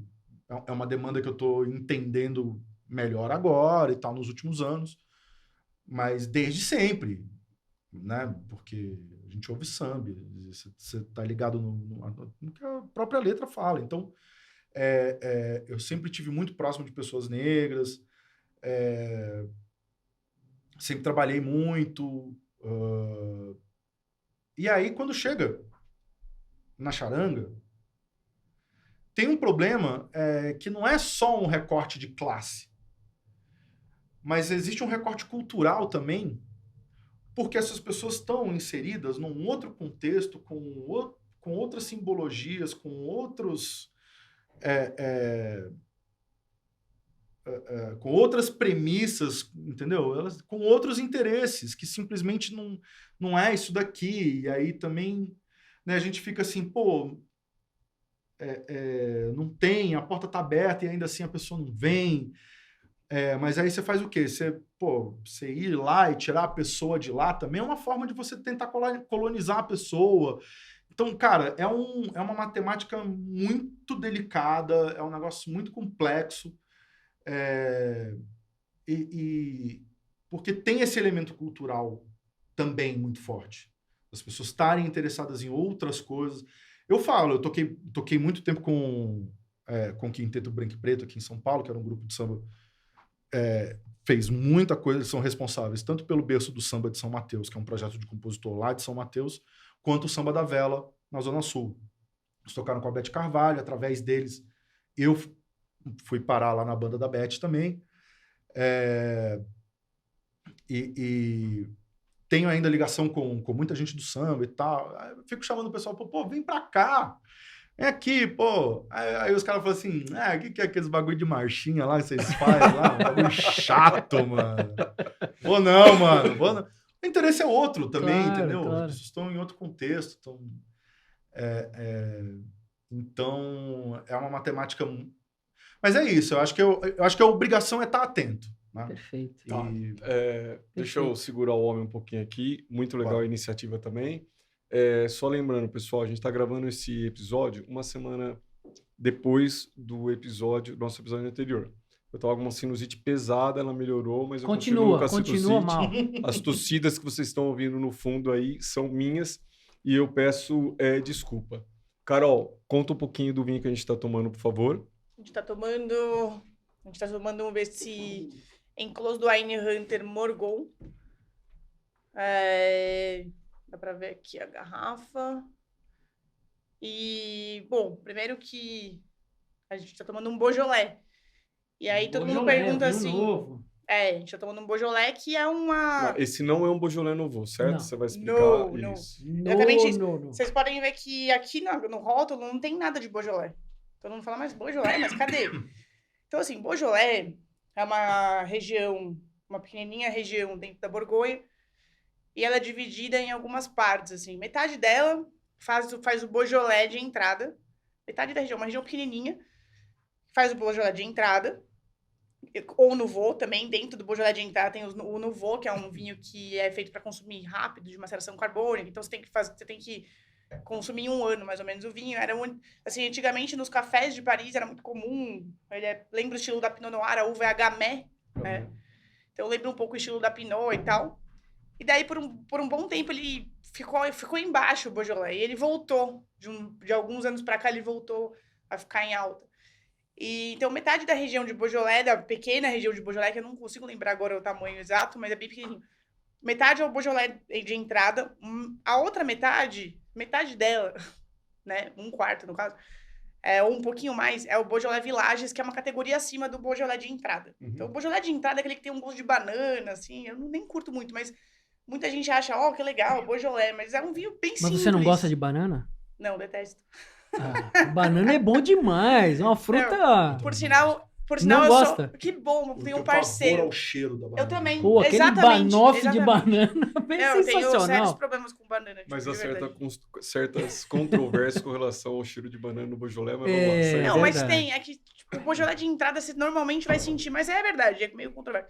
Depois tem o Villages, que é uma categoria um pouco acima, assim, né? Então o Beaujolais é simples, que não tem só escrito Beaujolais.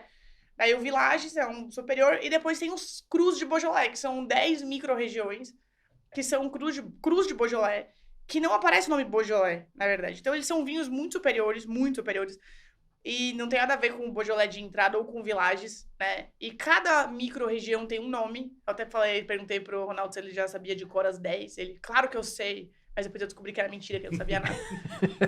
Nem eu lembro as 10 exatas. Eu lembro de algumas. Acho que 2 eu lembro, certeza. Eu não vou nem tentar arriscar falar a terceira, que eu falo besteira. Mas, de qualquer forma, então, os crus de Beaujolais, eles já não são produzidos por maceração carbônica, eles têm um método de fermentação tradicional, são vinhos de guarda, porque Beaujolais é vinho de consumo rápido. Então, se você demorar mais que 3 anos, a chance de você tomar um vinagre é grande, assim. Uma vez eu comprei uma promoção e falei, nossa, será que eu arrisco? Era Villages. E tava cagado, tava uma merda. Você gostou, Thiago, desse daqui? Bom vinho também. Mais do que o outro? Ou menos? Não, eu gostei mais do espumante. O espumante estava muito bom. Lembra assim, eu não sou especialista em champanhes, mas lembra um champanhe, especialmente aquela pegada de mais próximo de um vinho branco do que do nosso espumante aqui, que tem a perlagem forte, a distringência mais forte. Eu gostei bastante desse vinho também. Morgon, tá? Esse aqui é um cru de Beaujolais chamado Morgon. Uma das 10 regiões de Beaujolais é Morgon. E é uma das mais famosas, tá? Então, esse tem 9 meses de barrica, dá pra guardar em um tempinho. Ele já é um vinho que tá evoluído, você repara na cor dele. Isso. Eu adorei. Tá começando a perder fruta. Então... Perfeito, exato. Obviamente mais complexo do que... Bem mais complexo. Não tem nada a ver com o Beaujolais Nouveau. Não, nada a ver. Muito acima do Beaujolais Village. Um vinho complexo, como a Carol já mencionou, né? Acredita que ele é 2000 e alguma coisa, 2006. 2018. 2018. Mas ele já... aninhos. Eu chutaria até um pouquinho mais. Ele parece mais velho. Mas é que a uva Gamay é uma uva bem clarinha, assim, bem dá bem pra levinha. ver aqui. Isso. Ele, como eu já falei, né? Uma complexidade, um tanino bem leve, acho que é típico das Gamés. Como já mencionou, ele perdeu bastante de fruta já, mas tá bem gostoso. Você trouxe uma promoção pra gente? A gente vai sortear um vinho, é isso? Vamos sortear um vinho. Qual que é o vinho? Opa! Aí sim, hein? Esse aqui é... Putz, eu sou muito fã da linha Inter da Lucas, Zorzal. qual que é a câmera aqui? Essa câmera ou aquela lá? Qual que é? Essa câmera aqui. Vamos lá. Dá pra ver? Mais ou menos, mas eu ponho a imagem aqui, ó. A Zorzal é uma vinícola argentina que tá entre aí, assim, grande, assim, uma das mais premiadas. O enólogo é o Juan, né? Juan Pablo Michelini, que é uma pessoa incrível, maravilhosa. Queríamos trazer ele aqui, mas não deu certo a agenda. Não deu certo. Ele estava no Brasil semana passada. E a Zorzal, ela tá muito em alta, assim, porque eles têm produzido muito vinho que tem ganhado muito prêmio em Descorteados, que é uma premiação importante aí, das Américas. América do Sul, na verdade. Isso. E esse é uma linha que chama Ego, porque o vinho da Zorzal, a linha Ego, principalmente, obviamente, a linha Ego e outros também, mas não passa por barrica de carvalho, né, nem francês, nem americano. O Ego, ele fica naqueles ovos de concreto. E o ovo de concreto faz com que o vinho fique em constante movimento. E aí as borras finas sobem. E aí você tem a expressão máxima da fruta. Então esse é um Cabernet Franc sensacional, assim. gente bateu um papo E com de o Gabriel. 2020, né? Que é uma safra sensacional. Isso, a gente bateu um papo com o Gabriel Raeli, Uhum. num dos nossos podcasts, e ele fala um pouquinho dos vinhos produzidos em ovos de concreto. Bem interessante Legal. também. Outra coisa legal é que esse vinho Azorzal, né, fica em Guatalari, Uhum. que é um terroir na Argentina extremamente um dos mais tops, assim, em Mendoza, né? Então, Também já falamos sobre ele, né? Muito legal. Guatalari é uma Sensacional. parcela que, em 2013, foi o primeiro nota 100, Robert Parker, o grande inimigo, nas mãos do Alejandro Virril, junto com um vinho da Adriana Catena. E o mesmo grande inimigo ganhou agora um 100 Parker, nota 100 do Robert Parker. Também o grande inimigo 2019, ambos da região de Guatalari. Mas, E esse Carol, vinho é nosso ou não? eu quero saber É como é o que faz. vinho do sorteio. Eu quero esse vinho. Como é que faz para concorrer no sorteio? Como é que faz, Carol? bom, a gente vai colocar a fotinha oficial do sorteio no Instagram da Conexão Tanino, né? E aí vai ter umas regrinhas ali explicando, mas basicamente tem que seguir a Conexão Tanino. Então, o Instagram, entra no Instagram, entra no Conexão Tanino, procura a foto oficial, que vai estar escrito lá, foto oficial. Viu, André? Você tem que fazer isso aí. Depois Foto você me explica oficial. aí como é que faz. A gente faz. E vai estar lá a foto oficial. Curte a foto, segue o Conexão Tanino, segue o comprevinho.com. Tem que seguir o Importante. comprevinho.com. Importante também. isso. E lá na foto oficial no Conexão Tanino, marca 2 amigos ou 2 inimigos. Vocês devem estar vendo aqui ou um monte de agora. gente. Tô colocando aqui Aham. o caractere aqui sobre as regras da promoção, mas vamos lá. Yes. E Comprevinho.com. nós vamos sortear na primeira semana de outubro. Então, a regra é, tem que seguir o Conexão Tanino, tem que seguir o comprevinho.com, que é a plataforma de vendas da Soma, Uhum. certo? Do consumidor final. No Instagram do Conexão Tanino, marca 2 amigos e você estará concorrendo ao vinho. O sorteio será no comecinho de outubro. Eu tenho mais, pelo menos, 3 perguntas que eu quero fazer para o Thiago, então, rapidamente, fazer mais uma pergunta para você. Uhum. Uma vez, um amigo que não bebia nada, e ele gostava muito de café, e aí a médica dele falou, você está tendo problema com o café. Começou a ter um problema de gastrite. Ela proibiu o café e autorizou ele tomar uma taça de vinho. E aí eu fui com esse amigo num restaurante que é o Conceição Disco. Opa, parceiraço Conceição do Discos. Thiago. Sensacional. E eu levei o meu vinho para esse amigo que não tomava. Eu levei o especial. BJ, você tem que vir aqui também, hein? BJ, que tá sempre lá, tem que vir aqui no... Vou convidar você para vir aqui no... E aí eu cheguei no Conexão Conceição Tanino. Discos, tem um estandarte da charanga, eu tirei uma foto e mandei pro Thiago. O Thiago falou, daqui a pouco eu tô aí. Então eu vou guardar um pouco do meu vinho para você. Legal. E eu ia deixar lá e ir embora, e aí o Thiago chegou, eu fui cumprimentá-lo, e aí eu peguei o vinho e falei assim, ó, o vinho, né? Aí ele pegou e fez assim. Eu falei, pô, será que eu falei alguma coisa errada, né? O que aconteceu? Não é E fui embora. E aí no dia seguinte eu voltei no Conceição Discos com um amigo, e aí o Thiago também, por coincidência, apareceu lá, e aí eu fui conversar com ele e falei assim, ó, deixa eu explicar o que aconteceu ontem, eu não sou muito fã de vinho. Então, apesar do que eu falei pra ele. Não, velho, eu não falei isso. Não. Eu falei, eu não gosto de vinho. Eu não falei, não sou muito fã, não. Olha, me enganaram. Não. Eu falei, alguém me enganou. Ou Não. o Ronaldo, ou... Mas escuta Não, só. Eu E aí, avacalhei mesmo. Falei, isso. não gosto. E aí eu falei assim, ó, só que eu vi você na semana passada, lá no SED 261, que aliás é um excelente bar de vinho de São Paulo, da casa da Daniela Bravin, e você tava com uma taça de vinho. Eu disse, não, isso aqui tá... Tava lá. Então, qual que é a pergunta que eu faço para você? Você que é uma empresária super bem-sucedida, Presidente da plataforma Soma. CEO da plataforma Soma, como é que você vende vinho pro Thiago? Como que eu vendo vinho pro Thiago? Bom, é assim, primeiro que você ainda não gosta de vinho ou não? Ou você gosta de vinho? Pode vir no Conexão Tanino. Eu explico depois. Uma venda consultiva aqui, hein? Não, Venda consultiva. eu tomo vinho eventualmente. Eu não compro vinho. Tá, tudo bem, entendi. Então eu não vou vender vinho pra ele, porque ele não compra vinho. www.comprovinho.com. Se você digitar isso, vai ficar mais sugestiva comprar o vinho, né? Mas assim, o que eu acho? Primeiro que o bom vendedor, ele vende o que o cliente precisa e gosta. Ele tá um passo de virar enófilo, Carol. Só depende de você. Não, eu acho que eu não tenho que convencer Um vinho ninguém a de tomar entra- vinho. Não, mas um vinho Tá vendo? de Ó, entrada. Honestamente- a resposta dela tem a ver com a minha resposta sobre fazer música, tá vendo? Total. Não Sabe o que eu sobre você percebo? convencer Não é. quem Isso. não quer. Exato. eu acho que eu não tenho que convencer alguém a tomar vinho. O que eu posso fazer é ajudar a pessoa que quer tomar vinho. A ideia da soma é exatamente essa. Se o Thiago falar assim, olha, eu não sou muito fã de vinho, mas eu tô começando a me interessar pelo assunto, porque quando você entra no mundo do vinho, eu já falei isso daí, você se apaixona pelo mundo do vinho e você quer saber mais, quer aprender mais, mas eu não tenho que convencer ninguém a tomar vinho. Mas as pessoas, o movimento Brasil tá acontecendo isso, né? As pessoas estão começando a querer tomar mais vinho, a querer tomar vinho melhor, tá começando a melhorar, tem um caminho gigantesco pela frente. Você postou um vídeo do Salume esses dias falando, eu já tinha visto também, concordo muito com ele, acho que tem muito espaço ainda de crescimento e tal. O Brasil é muito engatinhando ainda no mundo do vinho. O brasileiro per capita quanto do público consumidor. Sim, né? com certeza. E o que eu percebo hoje, assim, a minha meta é ajudar pessoas que querem tomar vinho a tomar melhor, né? Por que eu digo isso? Porque as pessoas entram, elas não sabem comprar vinho, já falou disso também. Elas compram vinho, sei lá, pelo rótulo, pelo preço, pelo que o outro fala, pela marquinha, pelo que tá na moda. Até o cara que compra o vinho mais caro, ele toma muito vinhozinho da moda. Desculpa, eu acho que é muito legal você explorar o mundo do vinho, né? Então, minha meta é ajudar quem quer tomar vinho. Então, se o Thiago mudar de ideia e quiser, de repente, falar, pô, eu quero comprar um vinho. Então, não curto aí nós vamos tinto, tentar entrar no... mas o espumante eu curto, talvez. Aí você pode começar. Mas aí qual que é a ideia? Como é que você faz? Como é que você vende vinho pra uma pessoa que tá começando? Você tem que entender o que ele gosta. Tipo, é isso.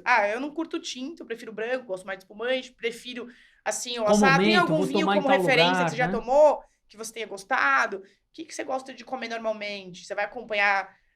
porque feijoada bastante. Porque... Sabe o que eu acho? Acho que quando você vai beber, você tá bebendo, é um momento de prazer, né? Se você não estiver sofrendo lá e afogando mágoas, é um momento de prazer, concorda? Com certeza. Então você não vai beber forçado, né? A não ser que seja alguma coisa negócio, que você se sinta meio que nem ele da semana anterior aí que você viu ele bebendo. Talvez ele estivesse bebendo meio né? Forçado ali. Mas normalmente você vai beber um momento de prazer, é uma coisa que tem que ser uma coisa agradável. Então você não vai beber por beber, não vou tomar vinho por agradar ninguém, vou tomar vinho porque, pô, é um negócio que tá me interessando, que eu tô curtindo, tô gostando. Então, eu acho que é isso. Você vai ter que ir começando dando steps ali, né? Tipo... Não, mas olha só, eu tô com um ás na manga aqui, esperando pra soltar na cara do Ronaldo. Que é o seguinte, na verdade não é que eu não bebo vinho. A verdade, de verdade verdadeira, é que eu sou diabético. Então, eu não saio bebendo por aí. O que acontece é que, assim, eu manjo nada de vinho. Não manjo nada. Aliás, e disso que você falou, eu acho que assim, o Brasil tá passando... Porque antigamente a gente não tinha cerveja, não tinha chocolate, não tinha, a gente não tinha nada. A gente não tinha nada. Então hoje, né, a gente tá mais instruído também, né, para saber se as coisas são boas, são ruins e tal. Então, as minhas exceções eu abro... Quando eu tô no boteco da Daniela Bravin, com a Daniela Bravin vindo falando assim, esse vinho é um vinho que eu trouxe, não sei aonde, que é isso, da minha reserva, do meu negócio especial, particular e Daniela tal. Tá convidada para vir aqui. Entrega uma taça pra mim. Eu falei, pô, esse vinho eu vou tomar. E aí, obviamente, correndo o risco de soar muito babaca, mas, assim, eu tomo... Por exemplo... turnê pra Europa, metá na Europa. O nosso produtor é um cara que manja, é um cara francês que manja muito de vinho. É mesmo? Então ele leva a gente pra tomar vinho e assim, vinhos muito bons. Aí tem tem um botequinho, que é um botequinho mesmo, chama Quai d'Orsay, que ele leva a gente toda vez, é um maluco chinês lá. E aonde que é esse Quai d'Orsay? Em Paris? Em Paris. Perto do D'Orsay, do Rio ali. E aí lá, se não me engano, ele tem, os vinhos tem vinhos naturais, orgânicos e primitivos. Uhum. Já sabe, ó. Eu já ouvi falar. Eu tô aqui repetindo igual um papagaio. Não sei o que quer dizer nada disso, mas assim, eu já ouvi falar disso daí. E aí, o dono lá do boteco, que é esse chinês lá, que sempre recebe a gente muito mal, como todo bom boteco em Paris, você vai ser meio mal recebido, né? O cara tá achando legal que você tá lá, mas não muito, assim. Então. E aí ele tem um queijo, tem um salame e tem um pão. E aí a gente chega lá, ele coloca 3 garrafas de vinho e fala assim, ó, essa você vai beber comendo esse queijo, essa aqui é com salame, essa aqui é com pão, né? Vai, não enche o saco. Então, assim, em situações que eu sei que eu não vou, né, tipo, desperdiçar a minha oportunidade, né? Mas, assim, eu era mais da cerveja, eu sempre gostei muito de cerveja. E, enfim, aí tá bom. Questões de diabetes. Só, assim... somos, também seria somos. um prazer a gente receber a Cássia e a Daniela Bravin aqui. Sem dúvida, uma das melhores curadorias do Brasil. Que tem um clube de vinho, por sua vez. Eu aconselho demais lá no 7261 também. Lugar muito agradável. O Thiago tem razão de tomar o que a Cássia e a Daniela passaram para ele. A gente tem livro do Thiago? Livro? Rapidamente, que eu quero Rapidamente, porque o tempo já praticamente estourou. Mas vamos lá. Você trouxe um livro pra gente. A gente sempre pede para um convidado trazer um livro, recomendar um livro. Bom, se é rapidamente, eu devia ter trazido outro livro. 30 segundos, tá estourando. O negócio é o seguinte, João Antônio é um cara que tá muito Lucas, esquecido. Isso aqui? Ele é um escritor, jornalista daqui de São Paulo. Ele escreveu esse livro, o Malagueta, Perus e Bacanaço, é o primeiro livro do João Antônio. Ganhou o prêmio Jabuti de melhor livro, se não me engano, em 60 ou 61. Caraca, 60 anos atrás, 62 anos atrás. Exato. E é um livro de contos. E ele basicamente, ele fala da noite paulistana. É um universo bastante masculino também. Tem um conto de um moleque que chuta tampinha de garrafa na rua e ele fala e ele é sommelier de tampinha de garrafa. Ele fala, a tampinha do não sei o quê, ela bate, eu chuto ela mais longe, não sei o quê. O cara que foi pro exército, não sei o quê. E aí o último conto desse livro aqui é o conto do Malagueta, Perus e Bacanaço, que são 3 jogadores de sinuca. Conta a história deles se encontrando às 7 horas da noite na Lapa, dando um rolê pelo centro de São Paulo e voltando para Lapa às 7 horas da manhã. E aí muita coisa acontece, a cidade é um plano de fundo meio personagem, né? Do tempo que ainda se descia a Teodoro Sampaio. Teodoro Sampaio. E esse livro, né, numa época que a gente falava muito o nosso núcleo, né, de trabalho, eu, o Kiko, o Rodrigo Campos, tal, a gente falando muito sobre São Paulo, sobre pensar uma forma de que a cidade tivesse dentro da música que a gente faz.